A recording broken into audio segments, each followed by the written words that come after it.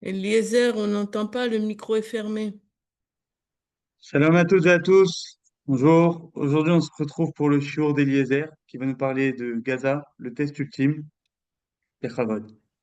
Shalom. Yalla, רגע, je mets OK, je me mets ici. Shalom, Vous allez bien? shalom. Shalom, shalom.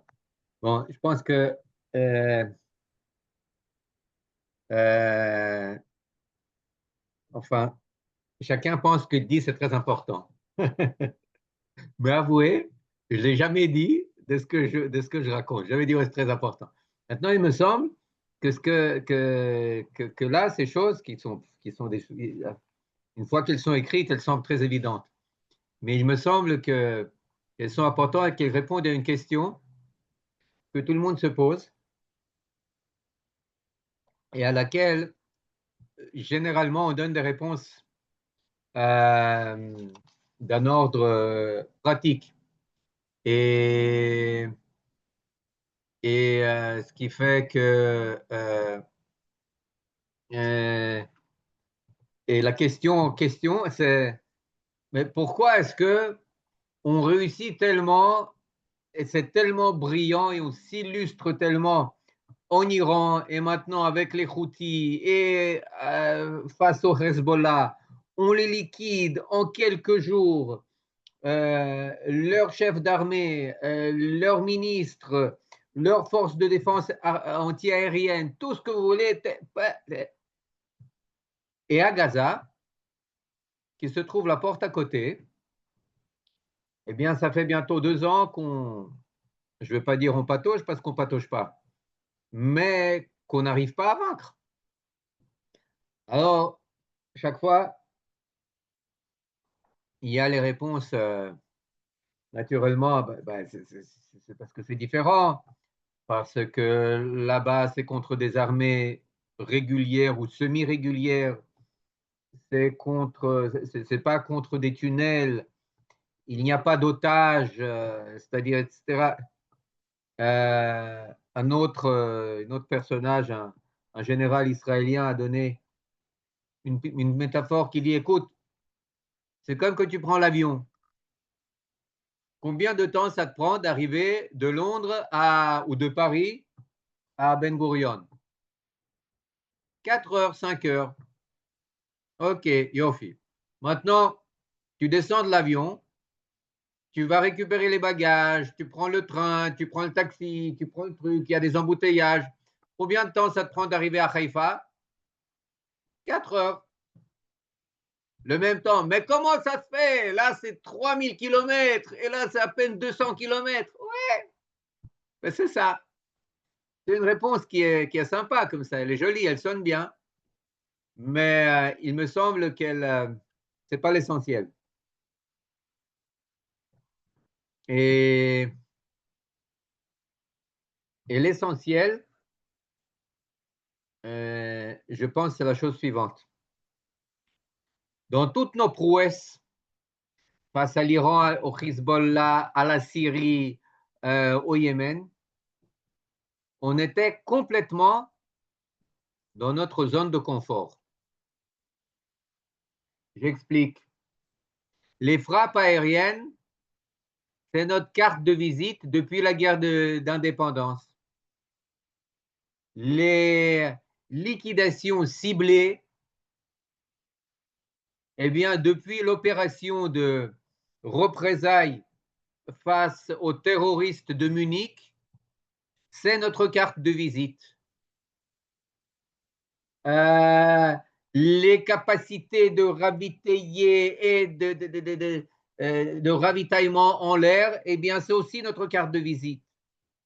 La capacité d'envoyer nos forces d'élite se déplacer à un millier de kilomètres, de 2000 kilomètres d'ici, de se déployer en Iran et d'y bâtir toute une industrie de drones actionnés ensuite contre les systèmes de défense iraniens, c'est unique. On n'a jamais fait de choses pareilles, mais c'est encore de plein pied dans notre zone de confort. Comprenez ce que je veux dire? C'est tout de l'ordre de l'exploit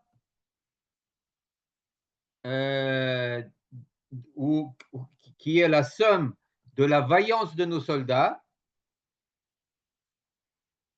et de notre avantage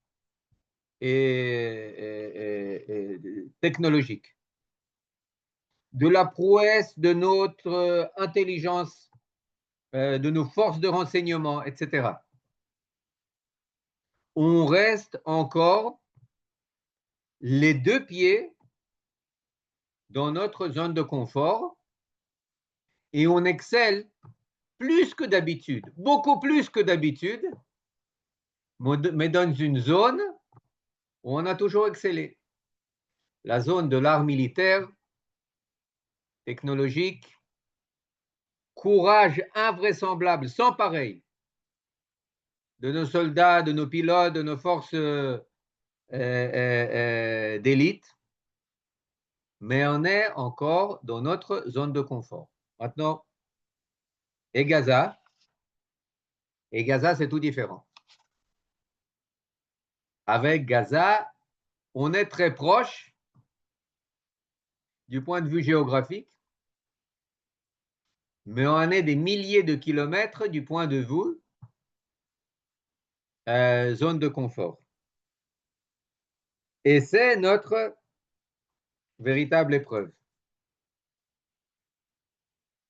Et on voit, quand on déploie toutes nos prouesses à Gaza, les liquidations ciblées, l'annihilation même d'exploits technologiques sans précédent dans le monde entier, faire exploser, détecter, exploser les tunnels à des dizaines de mètres sous terre, c'est encore de l'ordre de l'exploit technologique. Et pour preuve, même avec les dernières éliminations de ces tueurs à Gaza, on n'est pas encore, on ne peut pas se dire encore vainqueur. C'est pas encore ça. Pourquoi? Parce que l'essentiel pour vaincre Gaza, c'est pas ça. Si vous regardez, si vous entrez dans les bibliothèques du Gaza, je parle au figuré, celles qui restent, s'il en est, vous y trouverez des tonnes de dissertations sur la société israélienne. Ils ont appris à connaître par cœur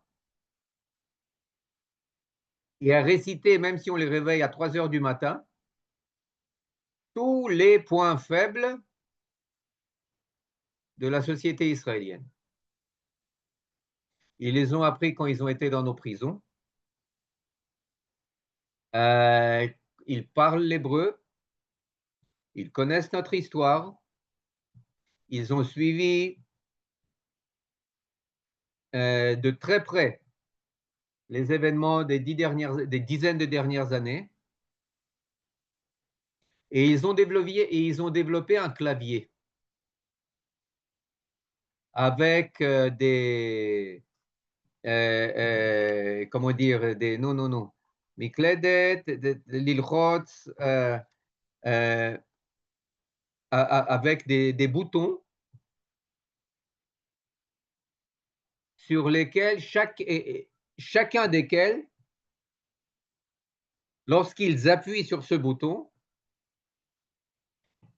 déclenche en Israël une maladie d'ordre auto-immune, où notre corps, notre organisme se retourne contre lui-même. Je donne quelques exemples. Et ce n'est pas exhaustif. Par exemple, lorsqu'ils se cachent dans les écoles et les hôpitaux, et lorsque, comme le racontent les soldats qui reviennent de là-bas, chaque chambre à coucher des enfants est une chambre, est un dépôt pour les grenades anti-chars, pour une sortie ou une entrée dans un tunnel, etc. Ils ont érigé en règle d'airain la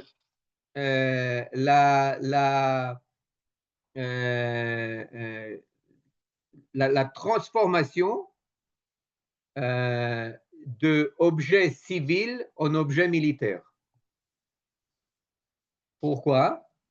Parce que là, Hamas joue sur la carte de la miséricorde juive, même vis-à-vis des ennemis. Même s'ils transforment leurs femmes et enfants en boucliers vivants, nous, on a beaucoup de peine à appuyer sur la gâchette. Premier bouton. Un bouton qui est une règle d'airain véritable, on le sait. Pas besoin de s'étaler dessus. Toutes les personnes qui sont là, on le sait très bien. Maintenant, deuxième exemple. Lorsqu'ils présentent des enfants arabes qui sont atteints de maladies génétiques comme des victimes de la famine, et quand ils orchestrent une campagne mondiale sur la faim à Gaza, faim FAIM, ils appuient pas seulement sur le bouton de la compassion, de la miséricorde juive, mais aussi sur le bouton du Kiddush Hashem. On est soucieux de ce qu'on va dire de nous. Même aux États-Unis, d'après les derniers sondages, 50% de la population croit qu'on est en train de commettre un génocide. 60% de la population croit qu'il y a une famine à Gaza.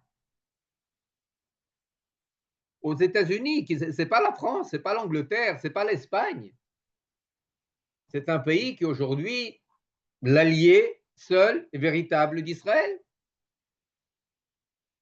Bon, ils accusent, ils voient comme principaux responsables de la famine le Hamas, mais quand même, ils croient à la famine.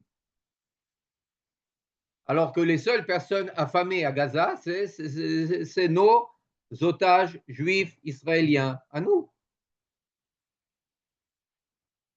Mais cela dit, à nos yeux, cela joue sur la, comment dire,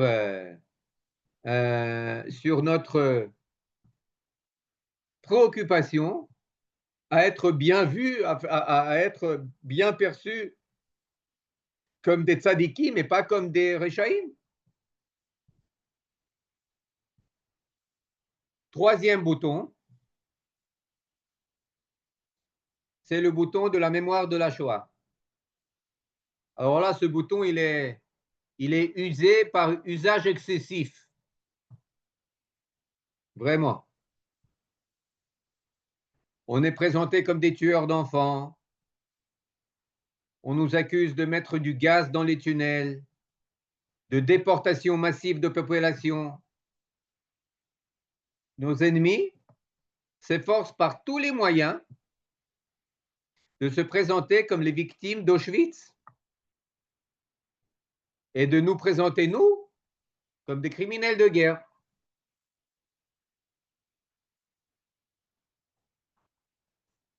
Ils savent très bien ce que ça fait à un psyché juif israélien. Maintenant, lorsque vous allez vous ajouter à ça nos médias et certains généraux à la retraite qui reprennent volontiers cette propagande, eh bien, ils donnent de l'intérieur légitimité à ce nouveau, à cette véritable accusation de meurtre rituel des temps modernes. Accusation de meurtre rituel. Maintenant, vous comprenez, chaque fois qu'on nous accuse de ces choses-là, eh bien, qu'est-ce qui se passe? On commence à se disputer, on commence à s'accuser, on commence à sortir avec des pancartes, avec des, etc., dans la rue. J'y croyais pas lorsque je vois à Jérusalem des gens qui y croient.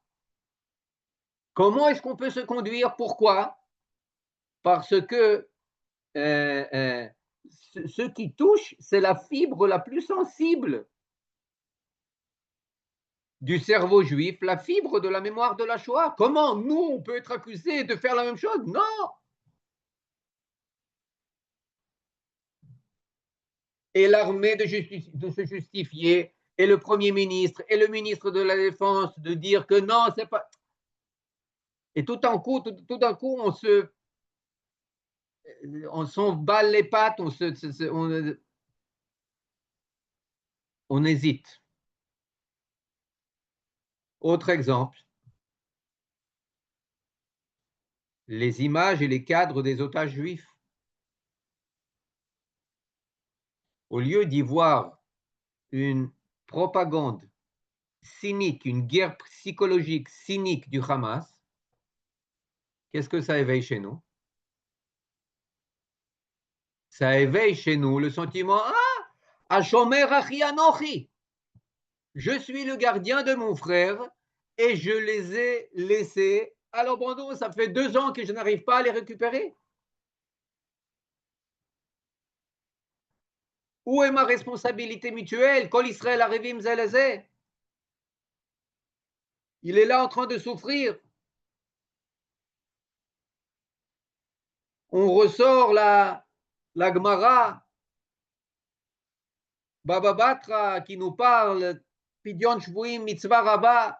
On ressort le Shulchan Aruch, qui colle à Meakev, Pidyon Shvuim, Kilu Shofer Damim. Et que lorsqu'un otage est en danger, eh bien, on doit payer et surenchérir, payer plus qu'on ne peut, etc., etc. On est pris, lorsqu'ils appuient sur ce bouton, alors là, c'est la discorde, et c'est les manifs, et c'est les accusations, et c'est la démoralisation, tout ce que vous voulez. Et à chaque clic sur le bouton, on réagit exactement comme ils attendent de nous. On réagit exactement comme ils l'ont marqué dans leur manuel d'études sur la société israélienne. Maintenant, on nous dit, libérer les otages à quel prix? Peu importe. Kulam neged kulam. Même au prix de l'effondrement de tous nos acquis et l'arrêt de la guerre? Oui. Parce que là aussi, ils activent, ils déclenchent en nous cette aspiration juive à la paix et le refus d'être occupant sur une terre étrangère.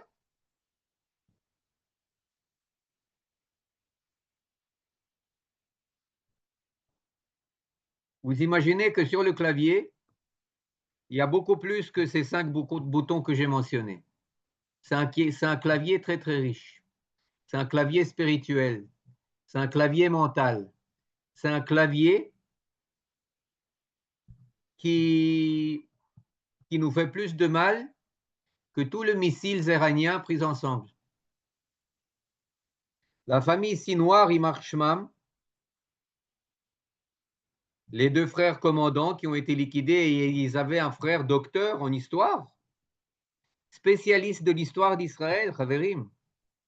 Ils se sont les frères Sinwar,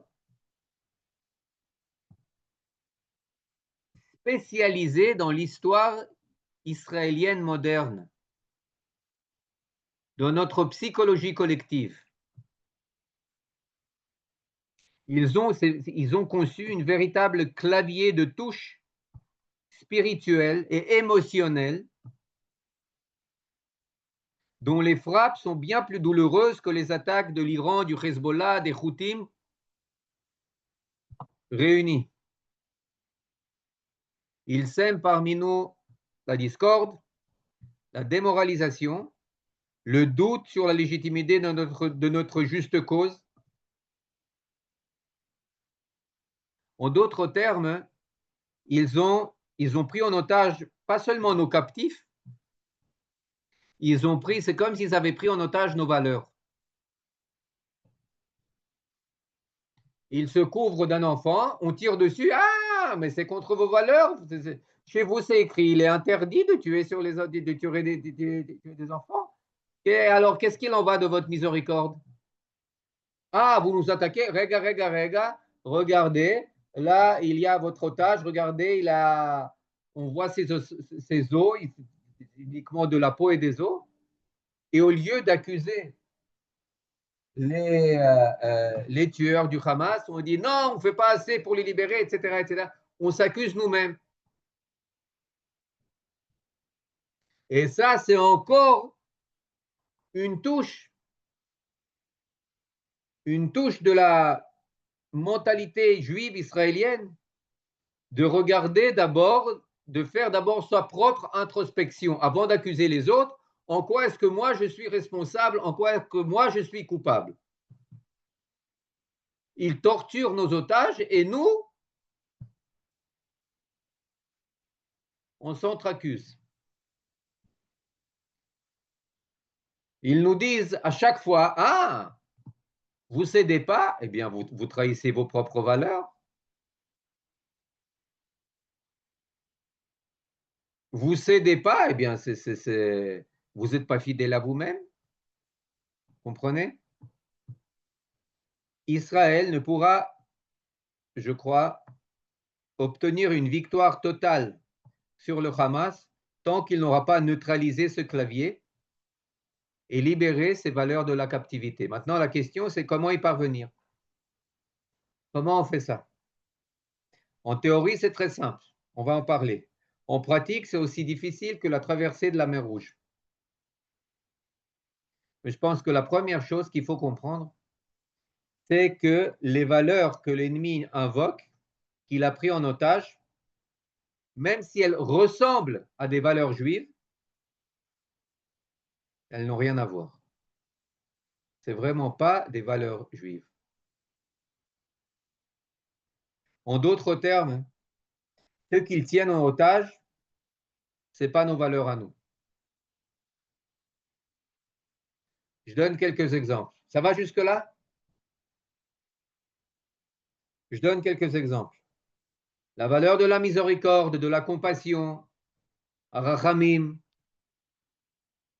c'est certes une valeur fondamentale, mais pas envers les ennemis. Shaoul, qui épargna le roi Agag, le roi amalékite. Achav, qui montra de la pitié au roi araméen Ben Hadad. Notre système carcéral qui soigna Yihye Sinwar de son cancer. Nos pseudo-humanistes qui conduisaient les habitants de Gaza à l'hôpital de Soroka, tous ont confirmé une fois de plus l'ancienne règle de celui qui fait miséricorde cruelle finira par être cruel envers les miséricordieux. D'accord? C'est très simple en théorie. Cessez d'éprouver de la compassion pour ceux qui sont nos ennemis. Qu'est-ce que dit Rashi dans la dernière parasha Shoftim? Je ne parle pas de celle-là, mais de la même citation. Je ne parle pas de notre parasha de cette semaine, mais de Shoftim. Rashi dit Aloivecha, ken, ken. Rappelle-toi que c'est des oivim. Shelo iyu lecha rachamim aleihem. Pour que tu n'exerces pour eux pas de compassion. N'oublie pas que ce sont tes ennemis. C'est ce que dit Rashi. Maintenant,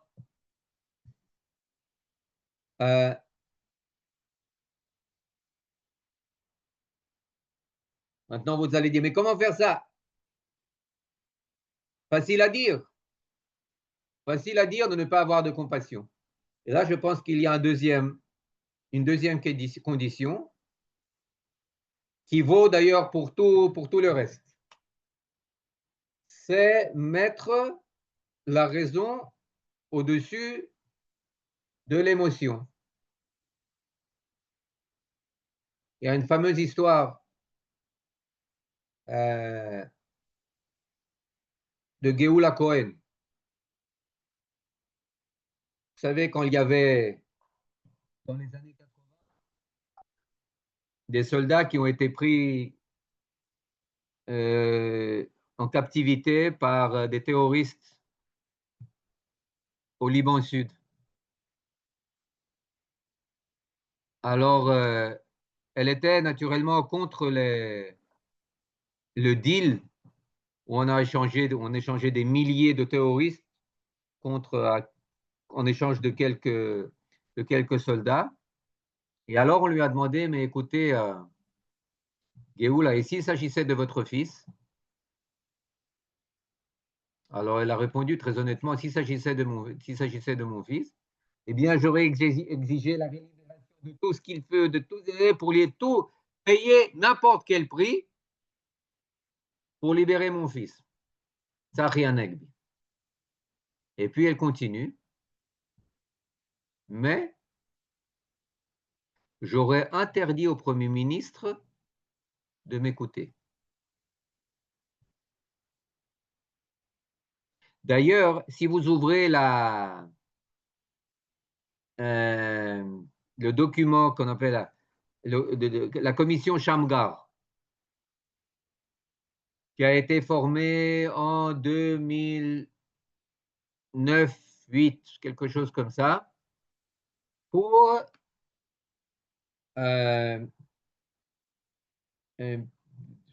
comment dire, une carte de route de ce qui est permis et ce qui est interdit dans les négociations pour la libération des otages. Ces conclusions n'ont pas encore été publiées, elle est secrète. Mais une des conditions, c'était quoi? Et ce n'était pas des rabbins qui étaient dans cette commission, il y avait 3 personnes. Il y avait Meir Shamgar, il y avait Asa Kacher, et il y avait un ex-chef des renseignements de l'armée ou ex-directeur général du ministère de la Défense, je ne me rappelle plus. Enfin, bon. Une des conditions qu'ils ont dit, c'est déconnecter, faire comment dire, une barrière hermétique entre les familles des otages et ceux qui décident.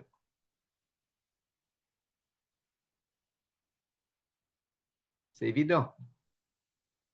C'est évident. Et aujourd'hui, encore une fois, cette barrière, enfin bon, je préfère pas en parler. Maintenant, donc, mettre la raison au-dessus de nos émotions, à tous les niveaux. Lorsqu'on parle de la famine à Gaza, lorsqu'on parle des enfants gazaouis, etc., eh bien, il faut comprendre que lorsque un enfant gazaoui pleure, ça ne veut pas encore dire que c'est nous qui leur avons fait du mal. Mais au contraire, ce sont des victimes du Hamas dont on veut les libérer. Mais ça, pour ne pas verser de larmes et pour avoir une réponse rationnelle, encore une fois, il faut que la raison ait le dessus.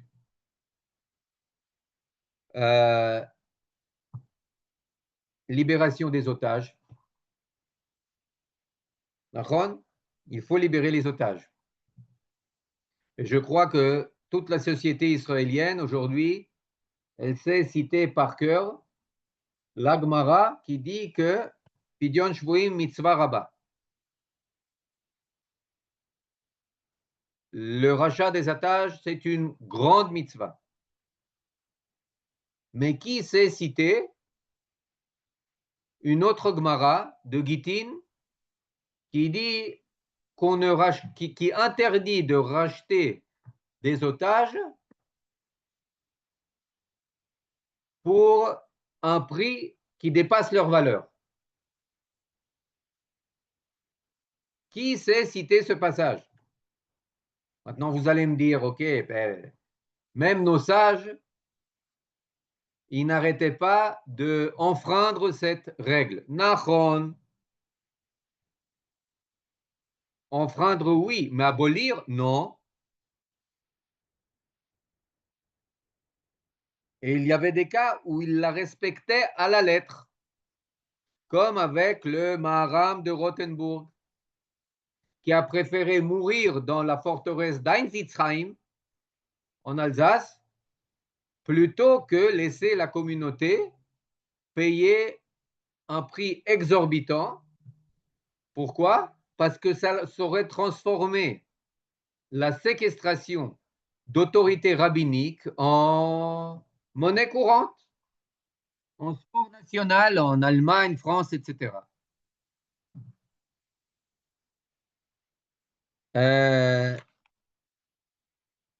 Et puis, il faut se rappeler qu'avant tout, on est responsable du bien-être du collectif de l'État.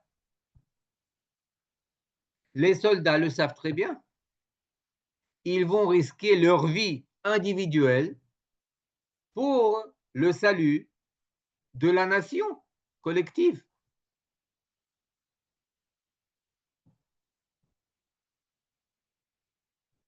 Et à ce sujet, il faudra rajouter encore quelque chose. Lorsque vous regardez l'histoire des 40 dernières années, c'est-à-dire depuis les années 80, 84, 85 et jusqu'à aujourd'hui, depuis le deal de Djibril, où on a échangé 1150 terroristes contre 4 soldats en 1985, et jusqu'à la libération de 6 Noirs, avec le deal sur Chalit, où on a libéré 1027 contre 1.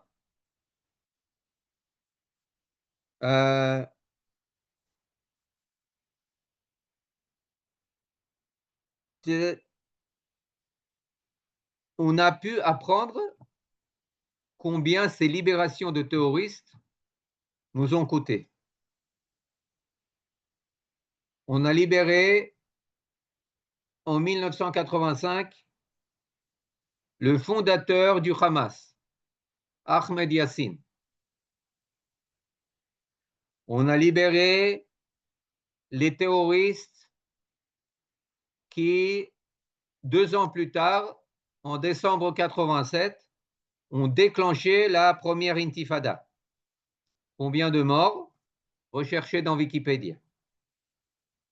On a libéré les terroristes qui ont enlevé les 3 jeunes qui faisaient de l'autostop à Gush Etzion il y a 13 ans environ, 12 ans. On a libéré 6 Noirs, on a libéré la majorité des responsables du méga pogrom du 7 octobre 2023. Il nous importe, il est très très très important de réapprendre par cœur un principe qui était tellement évident durant tout le premier siècle de l'histoire du sionisme et qui va tellement de soi pour les centaines de milliers de nos soldats qui sont au front. Que le bien collectif est plus important que le bien individuel. Pour ceux qui ont un doute, on peut les inviter à regarder l'histoire juive d'avant le 14 mai 1948. Qu'est-ce que valait une vie juive alors que le collectif, l'État juif n'existait pas encore?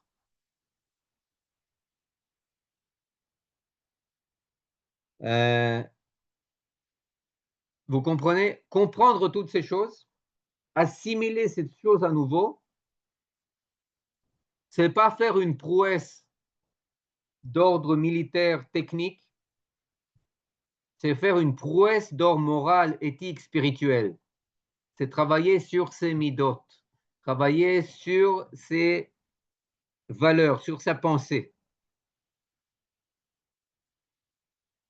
On continue.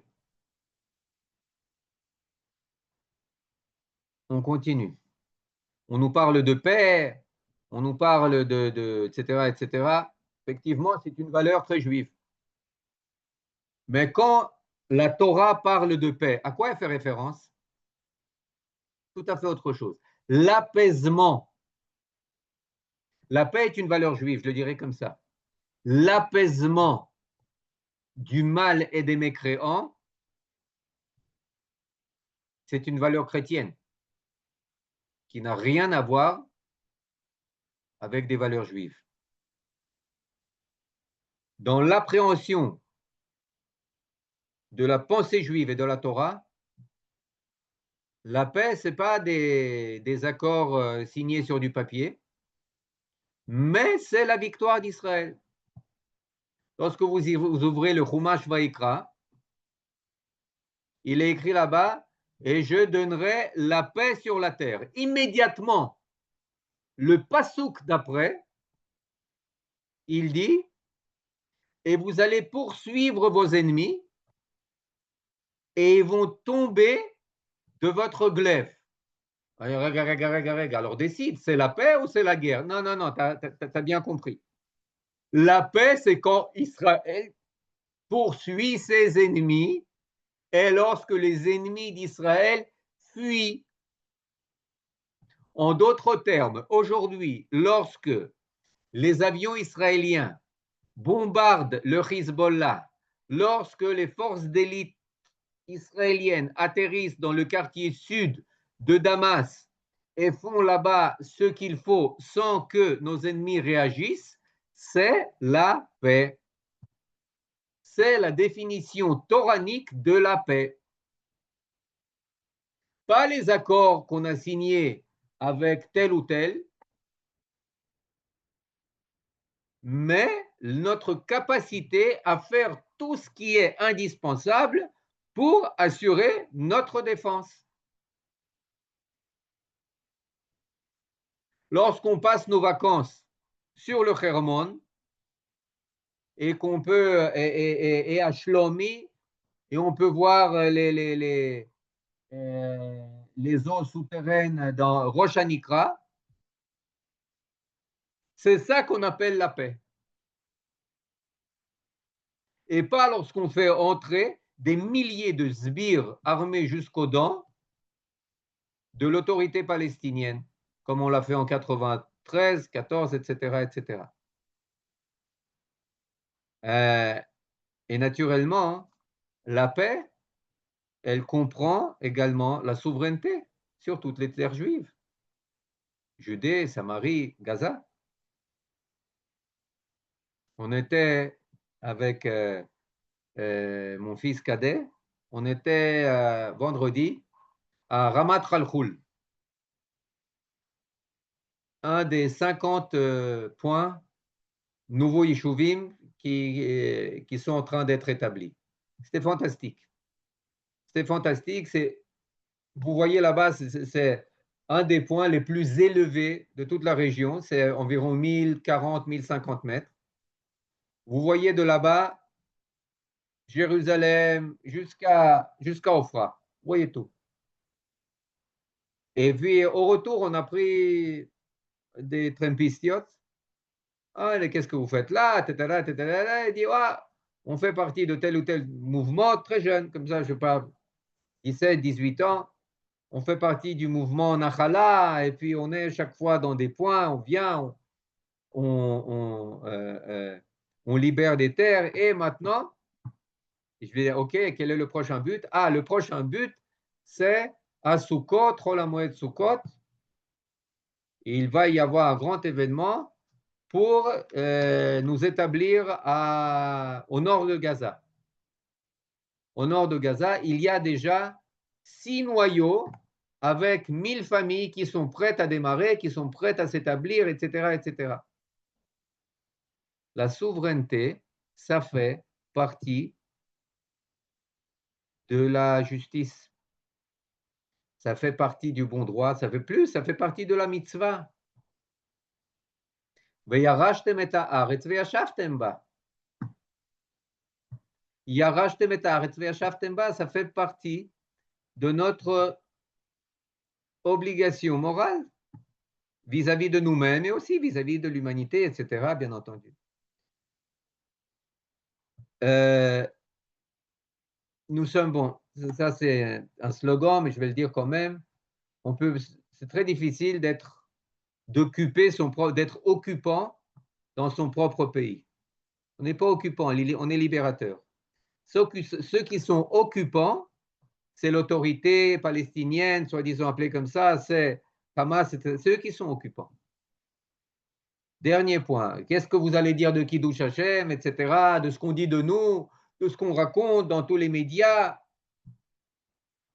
Eh bien là, je pense qu'il faut dire une chose, que Kiddush Hashem véritable, ce n'est pas d'acquiescer de manière aveugle et automatique à toutes les accusations de meurtre rituel qu'on nous balance sur la tête.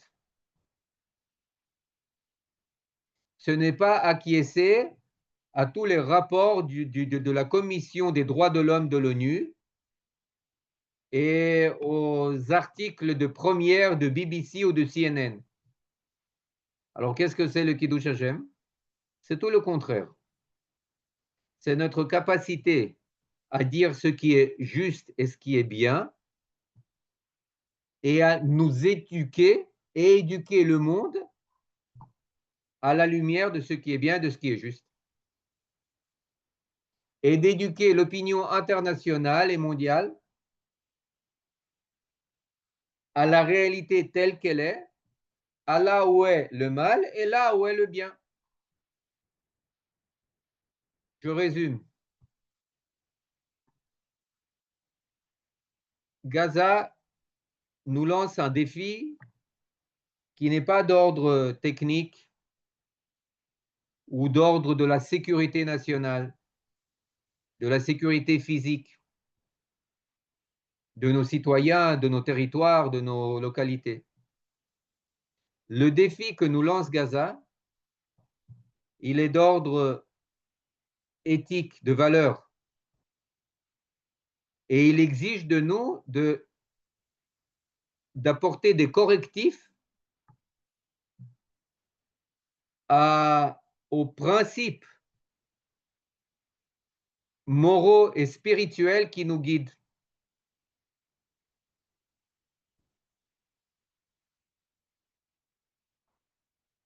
On pourra déconnecter et désamorcer le clavier qui a été développé par le Hamas seulement au moment où on va redéfinir quelles sont nos valeurs véritables. Et alors, on comprendra que nos valeurs véritables n'ont pas été prises en otage par le Hamas. Elles sont chez nous.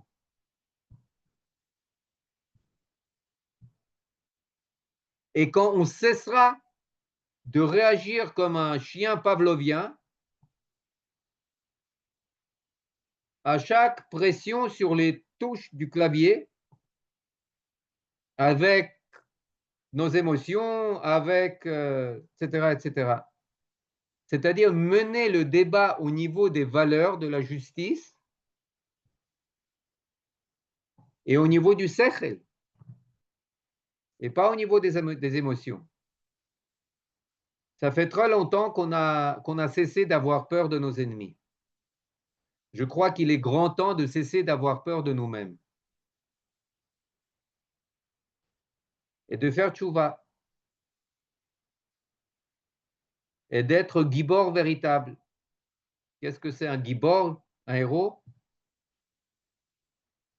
C'est celui qui sait vaincre ses faiblesses réparer, rétablir ses midot, ses valeurs, et qui a le courage de dire là où il a fauté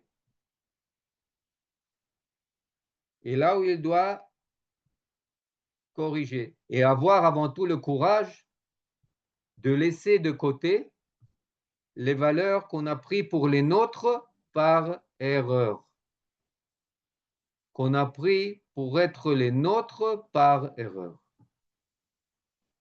Et je pense que c'est ça qui rend notre guerre à Gaza d'un tout autre ordre que nos guerres sur tous les autres fronts.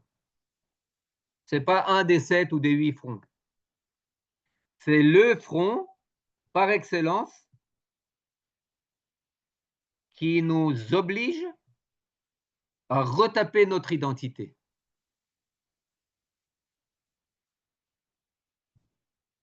Et je crois que les soldats, et beaucoup de gens, d'après les sondages aussi, on a déjà pas mal avancé sur cette route. C'est pas que je donne ici, enfin, à mon humble avis, quoi, Ken. C'est pas que je donne ici un diagnostic, oi, oi, oi. Non, c'est pas oi, oi, oi. C'est pas oi, oi, oi. On a vraiment avancé. Zéo, משהו כזה. מה אתם אומרים? מה דעתכם? Qu'est-ce que vous pensez? Vous n'êtes pas obligé d'être d'accord. C'est ce que je pense.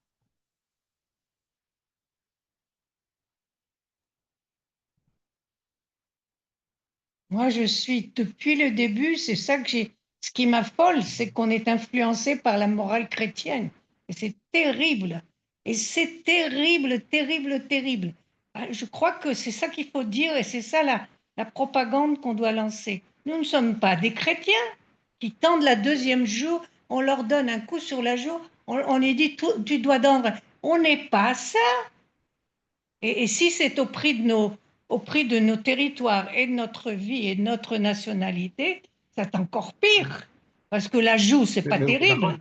Mais vous comprenez, mais je crois que... Mais c'est drôle que pourquoi il y a des gens qui savent ça intuitivement et maintenant les gens se font des travaux pour essayer d'être gentils.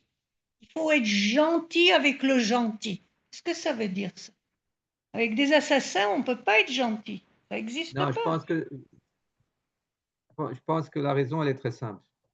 Tout le projet, on en a parlé, tout le projet entre guillemets palestinien, on n'avait rien à faire d'eux. C'était un projet de normalisation de nous, de devenir un moyen pour acquérir la normalité, d'être un pays, une nation comme les autres. Maintenant, dire que c'était une erreur, que le projet de l'invention de ce peuple ex nihilo, c'était la plus grande faillite morale, stratégique, politique de nos deux dernières générations, c'est revenir à la source. C'est revenir au projet du peuple élu, au projet du peuple qui vit à part, qui a ses règles, qui a sa propre histoire. Et je voudrais continuer, je voudrais dire qu'on a appris des choses. Rappelez-vous, quand Arafat prenait le bateau français, naturellement, de Beyrouth en septembre 82, il y avait un tireur d'élite qu'il avait dans son, comment on appelle ça, comment on dit? Collimateur. Non, celui qui l'examine. Oui, dans son viseur, Dans son viseur. Oui. Dans son viseur, qui a caverne. Dans son caverne. Il attendait l'ordre. Est-ce que je tire ou je ne tire pas? Alors on est arrivé jusqu'à Menachem Begin et il dit non, on ne tire pas. Lama. Maintenant, vous comprenez que ça, c'est une chose qu'on a corrigée. Juste avant-hier avec les Houthis, avec Abu Obeid et Marchement, avec toutes ces personnes. Oh ben, il descend encore plus. Il pourrait dire, vous liquidez des journalistes. Ce n'est pas des militaires, c'est un porte-parole. Vous comprenez que liquider un porte-parole, c'est une avancée éthique, morale formidable. C'est dire qu'on mène la guerre contre le mal et pas seulement contre le porteur de fusil. Et l'incarnation du mal est celui qui nous fait imaginer le mal qu'il nous a fait dépasse de beaucoup le mal que beaucoup de porteurs de missiles et de roquettes lance-grenades, etc. Beaucoup plus. Beaucoup plus. Toutes les campagnes qu'il a orchestrées avec l'aide du Qatar et ailleurs contre nous dans le monde, combien ça nous a lié les mains partout. Le fait qu'on ose attaquer un porte-parole, ça veut dire qu'on a compris que la guerre n'est pas seulement contre pif, pif, paf, paf, piou, piou, wiou, wiou. Non, c'est une guerre contre tous ceux qui véhiculent le mal en tant que tel. Je crois que à nous, ceux qui pensent comme vous, viennent de l'époque de la résistance aux Allemands, par exemple. Ils étaient prêts à tuer beaucoup d'Allemands pour pouvoir avoir le retour de la France. Ils n'ont pas pleuré sur les malheureux Allemands qu'on a bousillé leur ville et tout ça. On savait que la France, c'était ça. Et puis, si ça leur coûte ça, ben c'est leur problème, c'est pas le nôtre. D'accord. Et ça, je crois que cette génération qu'on a fait venir maintenant, de moi j'ai mes enfants et mes petits-enfants, c'est les petits-enfants que j'ai peur, c'est il faut être gentil. Maintenant, on doit revenir à être gentil. Le juif doit être gentil. Est-ce que vos enfants aux petits-enfants qui sont à l'armée, est-ce que c'est ce qu'ils disent? Non, pas du tout, ils ne sont pas comme ça. Ah, ben voilà. Mais les enfants qui ne sont pas encore à l'armée, ils sont à la manifestation maintenant. Alors, il y a des petits problèmes. Il y a encore il y a des problèmes à régler. Des gamres. Au sein de nos enfants, parce que quand ils voient que notre force est vraiment, on domine, ils ont peur. Pourquoi? Je suis trop fort, ils sont trop faibles. C'est contraire à la logique de la survie. C'est incroyable. Et nous, je crois qu'on sort, nous, de la Deuxième Guerre mondiale. Mes parents étaient dans la résistance, ils ont mis beaucoup de gens en danger, toute la famille était en danger, mais ils faisaient de la résistance, on n'avait pas pitié des Allemands. Regardez, je vois Yoel, il a écrit Ayashiur al-Zeh shel Menachem Ackerman. Waouh, Eze Yofi. Tout d'abord, j'espère que je ne me suis pas répété avec Menachem, mais que Menachem, Rav Ackerman a donné sur ça un shiur. Je suis ravi. Kivanti Ledat Gdolim, mais j'espère que quand même on a joué un peu sur. Je n'ai pas eu l'honneur de voir ce shiur. Aval Toda Yoel d'avoir mentionné. Moi, je voudrais juste dire que tu as tout à fait raison de montrer qu'en fait, nous sommes manipulés. Nous sommes manipulés par nos ennemis et nous, on pense qu'on a un comportement moral. Face à ça, je pense qu'il faut dire deux choses. Premièrement, le début de la morale, c'est d'exister. Si j'existe pas, comment je vais être morale? C'est dommage, c'est important d'exister d'abord. Les gamres, Brigitte, les gamres. La deuxième chose que je pense que c'est un rapport avec ce que tu dis, c'est de dire que devenir un État juif, c'est-à-dire un peuple qui continue à avoir des liens avec ses racines, avec la raison pour laquelle il existe, ça, c'est un impératif existentiel. Ça, c'est très important. C'est pas non, plus que ça. Non. Mais regarde, je crois que le fait qu'aujourd'hui, on est capable à tenir tête et à continuer 2 ans durant cette opération, ça veut dire qu'on puise nos forces d'une autre source que la légitimité internationale superficielle. Rappelez-vous des plus de la douzaine d'opérations à Gaza, jusque-là, qui ont toutes dû être terminées après un obus qui, par erreur, a touché un médecin avec sa famille, ses enfants, oi, oi, oi, tollé international, on arrête les tirs, etc. Là, il y a eu des erreurs. Mais on continue. Pourquoi? Parce que la conviction de notre bon droit est d'un autre degré de force et de résistance à toutes les invectives internationales. Ça vient d'un autre endroit. On ne va pas leur laisser le pouvoir à Gaza après ce qui s'est passé. C'est-à-dire, il y a un sentiment qu'on n'est plus tributaire, on n'est plus otage de ce qu'on dira ou de ce qu'on ne dira pas de nous à droite et à gauche.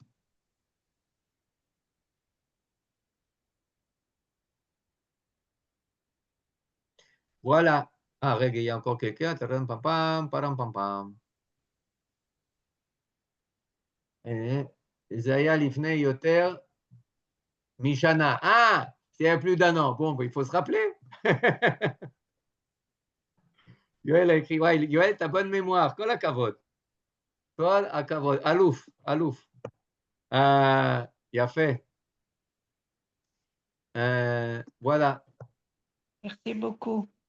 Merci à vous. Et là, je pense que les devoirs à domicile, pour nous tous, c'est de voir où est-ce que c'est pas dire ah c'est ce qu'il faut faire. Non, qu'est-ce qui a déjà été réalisé dans ce sens? Où est-ce qu'on a déjà appris la leçon et où est-ce qu'on commence comment dire, à sortir nos valeurs de la captivité? J'ai donné quelques exemples, mais je pense qu'il y en a encore beaucoup, beaucoup. Et pour donner de l'optimisme et pour les Lamed Srout, voir le mérite de notre peuple et de notre armée formidable en ces jours de Elul. Shkoya. תודה רבה. Soyez chavou, Merci. Merci beaucoup. Torot tovot, Torot tovot, להתראות. Amen, amen.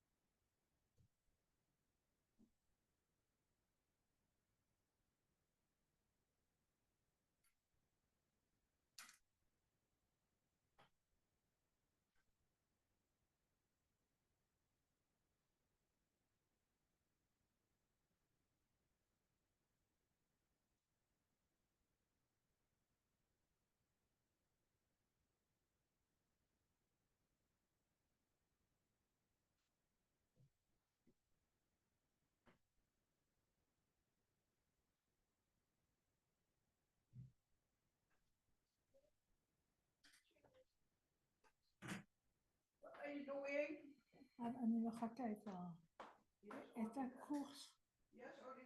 כן.